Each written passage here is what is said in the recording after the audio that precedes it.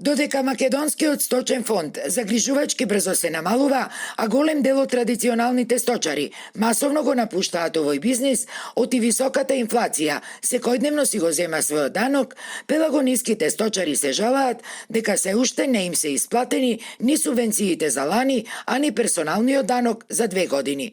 Загрижени се, велат не знаат ни како тие ќе обстанат, а ни како земјава ќе обезбедува храна во иднина.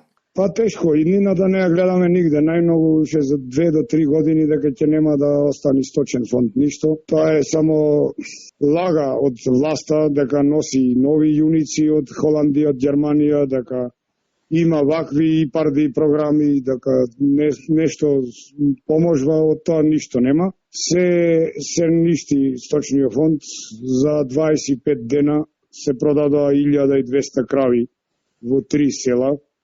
5000 литри млеко дневно кои се произведува, тоа млекарите неќат да го кажат, го кријат и сето тоа дојдува од увоз, а увозот е сето хемија. Така да, што е опасно и за народот што го конзумира. Според Петковски, сточарите, но и воопшто македонските земјоделци не се задоволни ни од предложениот нов модел за субвенционирање. Тоа ќе не дотолчи и нас како индивидуални производители, кои речиси сите имаме несредени имотно-правни односи, но и државата која ќе стане 100% извозно зависна, што е срамота и гревота, објаснува Петковски. Ако продолжи вака интензитетот, ќе дојдеме 100% зависна од увоз, чекаме некој да не рани. А Пелагонија беше на второ место во Југославија за производство на земјоделски култури.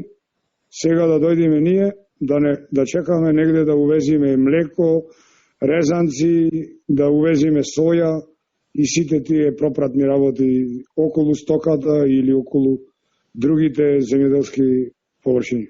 Се уште неисплатените субвенции за литар предадено млеко и пообележано грло, ако и требало да им бидат исплатени до крајот на минатата година, Петковски го чинат над 4000 евра, за кои вели дека во моментов му се повеќе од неопходни, за да може да ги набави сите потребни репроматеријали за престојната сезона. Кај некои сточари тој долг е и над двојно поголем, реагира сточарот Тони Петковски.